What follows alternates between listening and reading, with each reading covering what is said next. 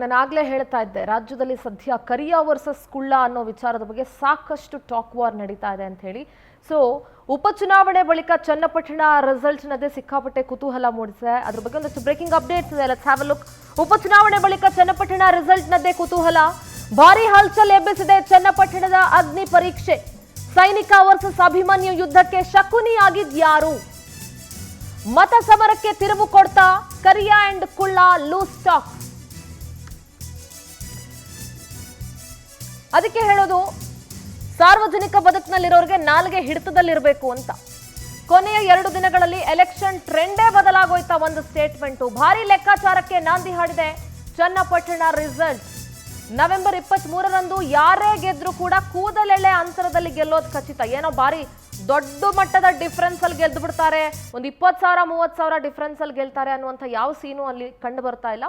ಕೂದಲೆಳೆ ಅಂತರದಲ್ಲಿ ಯಾರೇ ಗೆದ್ರೂ ಕೂಡ ಗೆಲ್ಲುವಂತ ಸಾಧ್ಯತೆ ಇದೆ. ಹಣದ ಹೊಳೆನೋ ಮಾತುಗಳ ಭರಾಟೆನೋ ಗೊತ್ತಿಲ್ಲ. ಒಟ್ಟಿನಲ್ಲಿ ಚನ್ನಪಟ್ಟಣ ಫಲಿತಾಂಶ ನಿರ್ಧಾರದ ಅಂಶಗಳು ಏನು ಅನ್ನೋ ಪ್ರಶ್ನೆ ಇದೆ. ಅಲ್ಲಿ ಹಣದ ಹೊಳೆ ಹರಿಸಿದಾರೋ ಅಥವಾ ಮಾತುಗಳ ಭರಾಟೆಯಲ್ಲಿ ಕೆಲಸ ಮಾಡಿದ್ಯೋ ಗೊತ್ತಿಲ್ಲ. ಆದ್ರೆ ಚನ್ನಪಟ್ಟಣ ಫಲಿತಾಂಶ ನಿರ್ಧರಿಸುವಂತ ಅಂಶಗಳು ಯಾವ್ಯಾವು? ಬಿಗ್ ಫೈಟ್ ನಲ್ಲಿ ಸೋಲು ಗೆಲುವಿನ ಲೆಕ್ಕಾಚಾರ ಹೇಗಿದೆ? ಎಲೆಕ್ಷನ್ ಮೊದಲು ಮತ್ತು ನಂತರ ಮಾತುಗಳದ್ದೇ ಭರಾಟೆ. ಟ್ರೆಂಡ್ ಆಯ್ತು ಕರಿಯಾ ಮತ್ತು ಕುಳ್ಳ ಚಾಕ್ ಫೈಟ್. 3ನೇ ಬಾರಿ ಸೋಲೋದು ಯಾರು, ಗೆಲ್ಲೋದು ಯಾರು? ದೇವೇಗೌಡರ ಕುಟುಂಬವನ್ನ ಖರೀದಿ ಮಾಡ್ತೀನಿ ಅನ್ನೋದ್ರ ಬಗ್ಗೆ ಜಮೀರ್ ಮಾತನಾಡಿದ್ರು. ನನಗೆ ಕುಳ್ಳ ಅಂತಾರೆ, ಅದಕ್ಕೆ ನಾನು ಕರಿಯಣ್ಣ ಅಂತ ಅಂತೀನಿ ಅಂತ ಜಮೀರ್ ಹೇಳಿದ್ರು. ಅದು ಯಾವಾಗ ಅವ್ರು ಹಂಗ್ ಕರೆದಿದ್ರೋ ಇವ್ರು ಹಿಂಗ್ ಕರೆದಿದ್ರೋ ಗೊತ್ತಿಲ್ಲ. ಜಮೀರ್ ಹೇಳಿಕೆಗೆ ಕುಮಾರಸ್ವಾಮಿ ಹಾಗಾದ್ರೆ ಏನ್ ತಿರುಗಿ ಇಟ್ಕೊಟ್ರು? ದೇವೇಗೌಡರ ಕುಟುಂಬವನ್ನ ಖರೀದಿ ಮಾಡ್ತೀವಿ, 1 ರೂಪಾಯಿನೂ ಕಲೆಕ್ಟ್ ಮಾಡಿ ಅಂತ ಜಮೀರ್ ಹೇಳಿಕೆ ಕೊಟ್ಟಿದ್ರು. ನಾನು ಯಾವಾಗ್ಲೂ ಹೇಳ್ತೀನಿ, ಜಮೀರ್ ಅಹಮದ್ ಅವ್ರಿಗೆ ಈ ಮಾತು ಅವಶ್ಯಕತೆ ಇರಲಿಲ್ಲ. ನಾಲ್ಗೆ ಹತೋಟಿಲಿ ಇಟ್ಕೊಳ್ಬೇಕು ಅಂತ ಅದಕ್ಕೆ ಹೇಳೋದು. ಬೇಕಾಬಿಟ್ಟಿ ಲೂಸ್ ಸ್ಟಾಕ್ಗಳು ಮಾತಾಡೋದು. ಪ್ರಚಾರ ಮಾಡೋದಿದ್ರೆ ನಿಮ್ಮ ಯೋಗ್ಯತೆಗೆ ನೀವು ಮಾಡಿರೋ ಕೆಲಸಗಳನ್ನ ಹೇಳ್ಬಿಟ್ಟು ಪ್ರಚಾರ ಮಾಡಿ. ಏನಾದ್ರೂ ಹೆಚ್ಚು ಕಡಿಮೆ ಆದ್ರೆ ಚನ್ನಪಟ್ಟಣದ ರಿಸಲ್ಟ್ ಅಲ್ಲಿ ಅದು ಜಮೀರ್ ಅವರ ಮಾತು ದುಬಾರಿ ಆಗುತ್ತೆ ಕಾಂಗ್ರೆಸ್ಗೆ ಅನ್ನೋದನ್ನ ನಾನು ಮೊದಲಿಂದನೂ ಕೂಡ ಹೇಳ್ತಾ ಇದ್ದೀನಿ. ಜಮೀರ್ ಅವರ ಮಾತು ಎಷ್ಟು ಮಟ್ಟಿಗೆ ಕಾಂಗ್ರೆಸ್ಗೆ ದುಬಾರಿ ಆಗಿದೆಯಾ, ಏನಾಗಿದೆ ಅನ್ನೋದು ನವೆಂಬರ್ 23ಕ್ಕೆ ಗೊತ್ತಾಗುತ್ತೆ. ಹಾಗಾದ್ರೆ ಚನ್ನಪಟ್ಟಣ ಟಾಕ್ ಫೈಟ್ ಹೇಗಿದೆ? ಜಮೀರ್ಗೆ ಕುಮಾರಸ್ವಾಮಿ ಕೊಟ್ಟಂತ ತಿರುಗೇಟ್ ಏನು? ಡಿ ಕೆ ಸುರೇಶ್ ಏನಂದ್ರು? ಬನ್ನಿ ನೋಡೋಣ. ಈಗ ಸ್ವಲ್ಪ ಬಹಳ ಎಚ್ಚರಿಕೆಯಿಂದ ಇರತಕ್ಕಂಥವ್ರು. ಅವ್ರು ಎಲ್ಲಿದ್ರು, ಯಾವ ತರ ಬಂದ್ರು, ಈಗ ಬೆಳೆದಿರ್ತಕ್ಕಂಥ ದುಡ್ಡಿನ ಮದ ಮಾತಾಡ್ತಾರೆ. ದೇವೇಗೌಡರು ಕಾಂದಾನೆ ಕೊಂಡ್ಕೊಳ್ತಕ್ಕಂಥವ್ರು ಪಾಪ ಯಾವ ಮಟ್ಟಿಗೆ ಬೆಳೆದಿರ್ಬೋದು ಲೆಕ್ಕ ಆಗಿ. ಕಷ್ಟಪಟ್ಟು ಬಸ್ ಓಡಿಸ್ಬಿಟ್ಟು ಸಂಪಾದನೆ ಮಾಡೋರ ದೇವೇಗೌಡರು ಕಾಂದಾನ ಖರೀದಿ ಮಾಡೋಕ್ಕೆ. ಇಲ್ಲಿ ಮುಸ್ಲಿಂ ಕಮ್ಯುನಿಟಿ ಅವರು ಏನೆಲ್ಲ ಚಂದ ಎದ್ಬಿಟ್ಟು ಇಲ್ಲೆಲ್ಲ ಟೈರ್ ಅಂಗಡಿಲಿ ಪೈರ್ ಅಂಗಡಿಲಿ ದುಡ್ಡು ಸಂಪಾದನೆ ಮಾಡಿ ದೇವೇಗೌಡರು ಕಾಂದಾನ ಕೊಂಡ್ಕೊತಾರ. ಅದು ಹೋಗ್ಲಿ, ಯಾರಾದರೂ ಆ ಪದ ಬಳಕೆ ಮಾಡ್ತಕ್ಕಂಥದ್ದು ನಿಜನ ಮಾಡಕ್ ಸಾಧ್ಯವ? ನಾನೊಂದು ಮಾತು ಹೇಳಿಬಿಟ್ರೆ ಆಮೇಲೆ ಯಾರಾದರೂ ಈ ತರ ಮಾಡಕ್ ಸಾಧ್ಯವ? ಆ ಮಟ್ಟಕ್ಕೆ ನಾನು ಕುಳ್ಳ ಅಂದ್ಬಿಟ್ಟಂತೆ, ಅವ್ರು ಕರಿಯಣ್ಣ ಅಂದ್ಬಿಟ್ರಂತೆ. ಎಲ್ಲಾದ್ರೂ ಉಂಟಾ ಇದು? ಈ ಪದಗಳು ಮಾಡಿದ ತಪ್ಪು, ಆ ದುರಂಕಾರದಲ್ಲಿ ಹೊಟ್ಟೆವರಿಗೆ ಅದು ಒಬ್ರಿಗೆ ಏನಿದೆ ಗೊತ್ತಿದೆ ನನಗೆ. ಕುಮಾರಸ್ವಾಮಿ ಮುಗಿದೋದ ಅಂತ ತಿಳ್ಕೊಂಡಿದ್ರು. ರಾಜಕಾರಣ ಮುಗಿತು ಜನತಾ ಹೇಳೋದು ಕುಮಾರಸ್ವಾಮಿದು ಅಂತೇಳಿ. ಯಾವಾಗ ಕುಮಾರಸ್ವಾಮಿ ಮತ್ತೆ ರಾಜಕಾರಣದಲ್ಲಿ ಮೇಲ್ ಬರ್ತಿದ್ದೇನೆ ಅಂತಕ್ಕಂಥದ್ದು ಶುರುವಾಯಿತು, ಇವರು ಯಾರಿಗೂ ಸಹಿಸ್ಕೊಳಕ್ ಆಗ್ತಾ ಇಲ್ಲ. ಆಮೇಲೆ ಜಮೀರ್ ಅಹಮದ್ ಅವರು ಕುಮಾರಸ್ವಾಮಿ ಅವರ ಹಳೆಯ ಆತ್ಮೀಯ ಸ್ನೇಹಿತರು. ಅವ್ರ ಹೇಳಿಕೆ ಹೊಸದೇನಲ್ಲ, ಹಿಂದೆ ಕೂಡ ಹೇಳಿದ್ರು. ಅವ್ರ ಹೇಳಿಕೆ ಹೊಸದೇನೂ ಅಲ್ಲ. ಆದ್ರೆ ಎಲ್ಲೋ ಒಂದು ಕಡೆ ಚುನಾವಣೆಗೆ ಅದನ್ನ ಮಾಧ್ಯಮಗಳ ಮುಖಾಂತರ ಹೆಚ್ಚು ವ್ಯಾಪಕ ಪ್ರಚಾರವನ್ನ ಪಡೆಯುವಂತ ನಿಟ್ಟಿನಲ್ಲಿ ಕೆಲಸ ಮಾಡಿದ್ದನ್ನ ನಾನು ಗಮನಿಸಿದ್ದೇನೆ. ಜನರ ಮೇಲೆ ಪರಿಣಾಮ ಬೀರಬೇಕು ಅಂತಕ್ಕಂಥ ಉದ್ದೇಶದಿಂದನೇ ಅದನ್ನ ವ್ಯಾಪಕವಾಗಿ ಮಾಧ್ಯಮಗಳು ಹೆಚ್ಚೆಚ್ಚು ಪ್ರಚಾರ ಮಾಡಿದ್ದು. ಚುನಾವಣಾ ಸಂದರ್ಭದಲ್ಲಿ ಸರಿನಾ? ಚುನಾವಣಾ ಸಂದರ್ಭದಲ್ಲಿ ಯಾಕೆ ಮಾಧ್ಯಮಗಳು ಇಷ್ಟೊಂದು ಹಳೆ ಹೇಳಿಕೆನೋ, ಯಾವತ್ತೂ ಕೂಡ ಅವರು ಹಳೆ ಹೇಳಿಕೆಗಳನ್ನ ಹೊಸದಾಗಿ ಹೇಳಿದ್ರೆ ನಾನು ಒಪ್ತಿದ್ದೆ. ಜಮೀರ್ ಅಹಮದ್ ಅವರು ಹೊಸದಾಗಿ ಹೇಳಿಕೆಯನ್ನ ಅವರ ಸ್ನೇಹಿತರ ಬಗ್ಗೆ ಹೇಳಿರೋ ಮಾತನ್ನ ಏನಾದ್ರೂ ಹೇಳಿದ್ರೆ ಅದು ಒಪ್ಪೋದಾಗಿತ್ತು. ಈ ಹಿಂದೆ ಕೂಡ ಅವರು ಹೇಳಿದ್ರು, ಹಿಂದೆ ಕೂಡ 2-3 ಸಾರಿ ಹೇಳಿಕೆಗಳನ್ನ ಕೊಟ್ಟಿದ್ರು. ಸೊ ಅವತ್ತು ಇಲ್ಲಿರೋಂತ ಪ್ರೀತಿ ಇವತ್ತು ಮಾಧ್ಯಮಗಳು ಯಾಕೆ ತೋರಿಸಿದ್ರು? ಚುನಾವಣಾ ಸಂದರ್ಭದಲ್ಲಿ ಬಹುಶಃ ನಮ್ಮ ಪಕ್ಷದ ಮೇಲೆ ಯಾಕೆ ಅವ್ರಿಗೆ ಅಷ್ಟೊಂದು ಕೋಪ ಅನ್ನೋದು ನಮ್ಗೆ ಅರ್ಥ ಆಗ್ತಾ ಇಲ್ಲ. ನೋಡಿ, ಜಮೀರ್ ಅಹಮದ್ ಅವರು ಜಮೀರಿಂದ ಅನುಕೂಲ ಕೂಡ ಆಗಿದೆ. ಜಮೀರ್ ಬರದೇ ಹೋಗಿದ್ರೆ ಅಲ್ಪಸಂಖ್ಯಾತರ ಮತದ ವಿಭಜನೆ ಆಯ್ತಿತ್ತು. ಜಮೀರ್ ಬಂದು ಅದನ್ನು ಕ್ರೋಢೀಕರಣ ಮಾಡಿದ್ರು.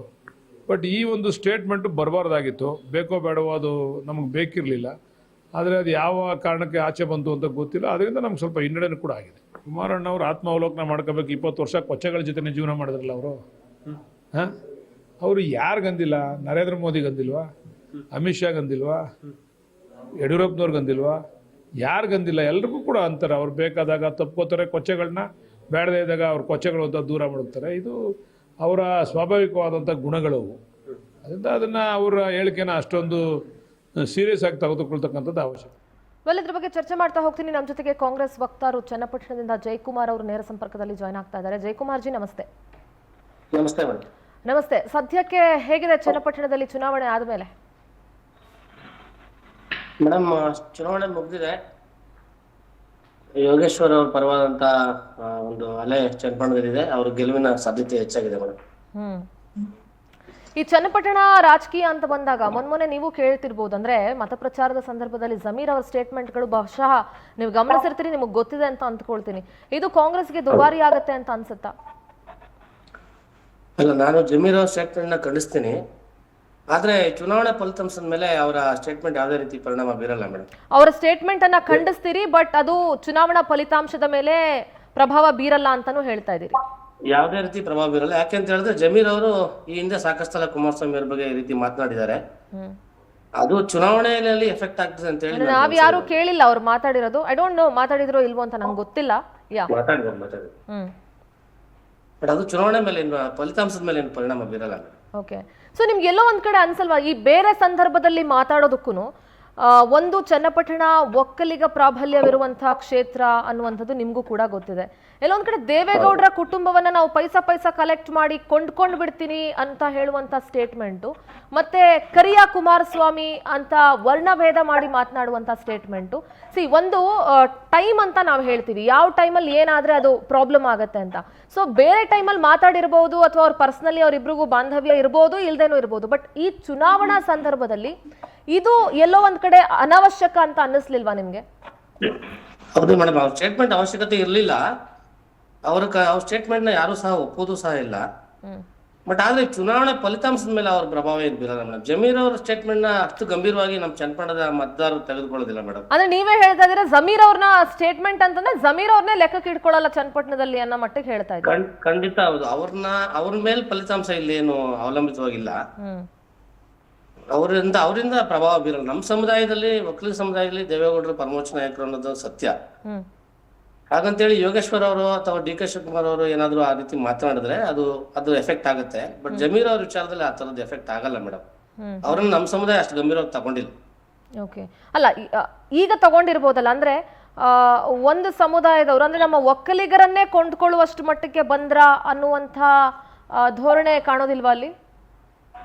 ಮೇಡಮ್ ಇಲ್ಲ, ಅವರು ಬಾಲಿಶವಾಗಿ ಮಾತಾಡ್ತಾರೆ. ಜಮೀರ್ ಅಹಮದ್ ಖಾನ್ ಅವರು ಯಾವಾಗ್ಲೂ ಬಾಲಿಶವಾಗಿ ಮಾತಾಡ್ತಾರೆ.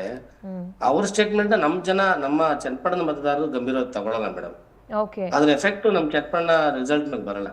ಅಂದ್ರೆ ನೀವು ಹೇಳ್ತಾ ಇರೋದು ಜಮೀರ್ ಅವರ ಚರ್ಚೆಗಿದೆ ಹೊರತು ಸಾರ್ವಜನಿಕವಾಗಿ ಅಷ್ಟು ಗಂಭೀರವಾಗಿ ಚರ್ಚೆಗೆ ತಗೊಳ್ಳಿಲ್ಲ ಮೇಡಮ್ ಜಮೀರ್ ಅವ್ರ ಸ್ಟೇಟ್ಮೆಂಟ್. ಸೊ ಅಂದ್ರೆ ಜಮೀರ್ ಅಹಮದ್ ಅವರನ್ನ ಚನ್ನಪಟ್ಟಣದ ಜನತೆ ಅಷ್ಟು ಗಂಭೀರವಾಗಿ ಸ್ವೀಕಾರ ಮಾಡಲ್ಲ ಅಂತ ಹೇಳ್ತಾ ಇದೀರಿ?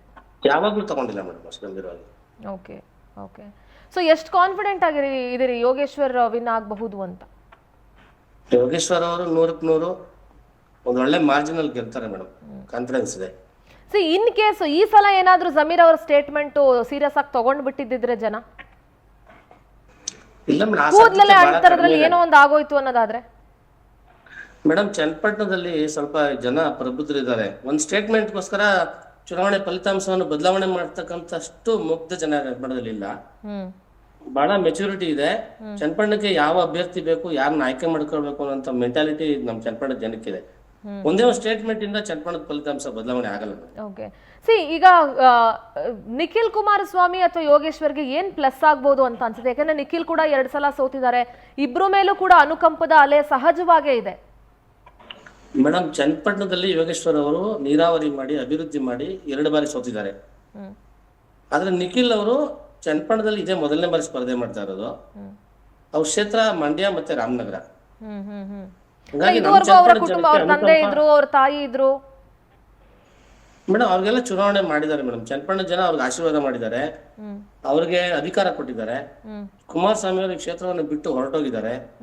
ಅನುಕಂಪ ಯೋಗೇಶ್ವರ್ ಅವ್ರ ಮೇಲಿದೆ. ನೀರಾವರಿ ಮಾಡಿ ಸಹ ನಾವು ಸೋಲಿಸಿದೀವಿ ಅನ್ನೋ ಅನುಕಂಪ ತಾಲೂಕಿನ ಜನತೆಯಲ್ಲಿದೆ.